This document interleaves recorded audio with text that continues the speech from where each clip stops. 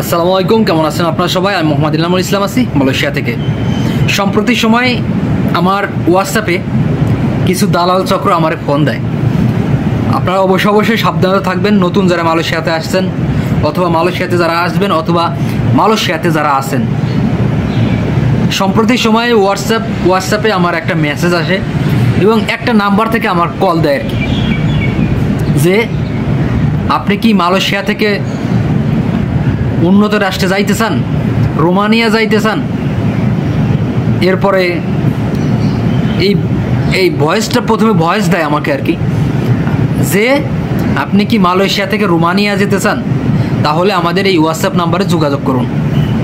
পরবর্তী সময় আমি আসলে একটা কনফিউজ হয়ে গেলাম যে আসলে কি আমার নাম্বার কোথায় পেলে আর কি। পরে আমি তাদের সাথে যোগাযোগ করি, তাদের সাথে আর কি যোগাযোগ করার চেষ্টা করি। তারা পরবর্তী সময় অনেক কথাবার্তা হয় আর কি আমার, যে আসলে আমি জানতে চাইলাম যে ভাই মালয়েশিয়া থেকে কিভাবে রোমানিয়া নেবেন আপনারা, হ্যাঁ কীভাবে যাওয়া সম্ভব আর কি। এরপরে অনেক কথাবার্তা হলো। তারা বললো যে আমাকে আপনার ভিসা লাগবে, আপনার পাসপোর্ট লাগবে, আপনি যে বৈধভাবে আসেন মালয়েশিয়াতে সেটা লাগবে। আপনারা নতুন যারা আইছেন মালয়েশিয়াতে তারা একটু সাবধান, এই বিষয়টা একটু সাবধানতা অবলম্বন করবেন। অবশ্যই ভিডিওটা কন্টিনিউ করবেন, তাহলে বুঝতে পারবেন ব্যাপারটা আমার সাথে আসলে কী ঘটনা ঘটছে আর কি ব্যাপারটা। এরপরে আমি আসলে জিনিসটা যাচাই বাছাই করি এবং আমার কোনো আশা নাই অথবা নেশা নাই যে আমার উন্নত রাষ্ট্রে যাইতে হবে। আমি মালয়েশিয়াতেই আলহামদুলিল্লাহ, মালয়েশিয়াতে আমি অনেক ভালো আছি, যেটাই পাচ্ছি নুন ভাত খাইয়ে চলে যাচ্ছি আলহামদুলিল্লাহ। এরপরে মেন বিষয় হলো, এরপরে আমি জানলাম যে আসলে কীভাবে নেবেন, কীভাবে টাকা পয়সা দিতে হবে, হ্যাঁ কয়দিনের মধ্যে ভিসা দেবেন। তারা বললো যে আপনার একটা পাসপোর্ট লাগবে, পাসপোর্ট সাইজের ফটোকপি, পাসপোর্টের ফটোকপি লাগবে। এরপরে পাসপোর্ট সাইজের 3 কপি ছবি লাগবে, হ্যাঁ এটা জমা দেবেন। জমা দেওয়ার পরে এরপরে 2-3 মাসের মধ্যে আমাদের ফাইল জমা হবে রোমানিয়াতে ফাইল জমা হওয়ার পরে আপনার ওখান থেকে আমার ভিসা দেবে। আমি মালয়েশিয়ার থেকে পুলিশ ক্লিয়ারেন্স নিয়ে ডিরেক্ট রোমানিয়াতে ঢুকে যাব, এমনটা আসলে বললো। তাই আমি বললাম যে আসলে খরচ কত হবে, আপনার খরচ কত নেবেন? তা তারা বললো যে আমরা বেশি না, আপনার 6-7 লাখ টাকা নেবে। তারা এখান থেকে 3 লাখ টাকা নেবে, পরবর্তী সময় ওখানে যাওয়ার পর 4 লাখ টাকা নেবে আর কি। আমি কাজ করে তারপরে আমি টাকা শোধ করবো আর কি। ব্যাপারটা আসলে এরকম। এরপর আমি ভাবলাম যে আসলে না, ব্যাপারটা তো ভালোই। তারপরে আমি বললাম যে আসলে আমার করণীয় কি এখন? তো বললো যে আমার এই বিকাশ নাম্বারে 25,000 টাকা দিতে হবে আপনার সিভি করার জন্য এবং কাগজপাতি করার জন্য। নতুন প্রবাসীরা সাবধানে এই জিনিসটা আমি আপনাদেরকে বলবো। তারপরে সে বললো যে আসলে এই রোমানিয়ার সেই দালাল বললো যে আপনাকে 25,000 টাকা বিকাশ করা লাগবে এবং আপনার কাগজপাতিগুলো দিয়ে দেন, আমরা কাগজের জন্য আপনার অ্যাপ্লাই শুরু করব এবং কাজকাম শুরু করব। তারপরে আমি বললাম যে ভাই আসলে আপনারা তো কাজকাম শুরু করবেন, আমার কাছ থেকে 25,000 টাকা নেওয়া লাগবে কেন? পরবর্তী তারা বলে যে ভাই এটা নেওয়াই লাগবে কারণ কাগজপাতি করার জন্য 25,000 টাকা দরকার। হ্যাঁ কাগজপাতি আপনার এগুলো করার জন্য 25,000 টাকা লাগবে। তারপরে আমি বললাম যে না ভাই, আমি 25,000 টাকা দিতে পারবো না, আপনারা যদি আমার কাগজটা করে দেন তাহলে আমি উপকারিত হব এবং আমার ইচ্ছা আছে উন্নত রাষ্ট্রে যাওয়ার। পরে অনেক কথাবার্তার পরে আমার 2-1 দিন এরকম ফোন দেওয়ার পরে আমার সাথে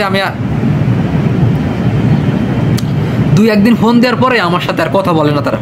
আমি বললাম যে ভাই আমার ফ্রি করে দেওয়া যায় না, হ্যাঁ। এরপরে নাম্বার করলাম, যে পরবর্তী শুনলাম যে আসলে ভাই আপনি থাকেন কোথায়? সে বললো যে আমি রোমানিয়াতে থাকি। তারপরে আমি বললাম যে তাহলে বিকাশ নাম্বার যে দিলেন বাংলাদেশি কাহিনী কি? তা বললো যে আমার বাংলাদেশ হলো মেন অফিস। তা আমি বললাম যে আসলে আপনার অফিস কোন জায়গায়, আমার অফিস নাম্বার দেন, অফিস ডিটেলস দেন, আমরা অফিসে যে যোগাযোগ করি। আমার আরও লোকজন আছে, ভাই ব্রাদার বাংলাদেশের থেকে রোমানিয়া যাবে। তা বললো যে না, আমি অফিসের ঠিকানা দিতে পারবো না, আপনারা সবাই অনেক মানুষ যে ভিড় করবেন অফিসে। এরপরেই আসলে আমি যা বলার এইটার ভিডিওতে বলতে পারলাম না, অনেক সিস্টেমে বলছি আর কি। তো মেন কথা হলো, আপনারা যারা বাংলাদেশি ভাই ব্রাদার যারা নতুন আছেন মালয়েশিয়াতে, এইরকম হোয়াটসঅ্যাপে আপনাদের প্রচুর কল আসতে পারে।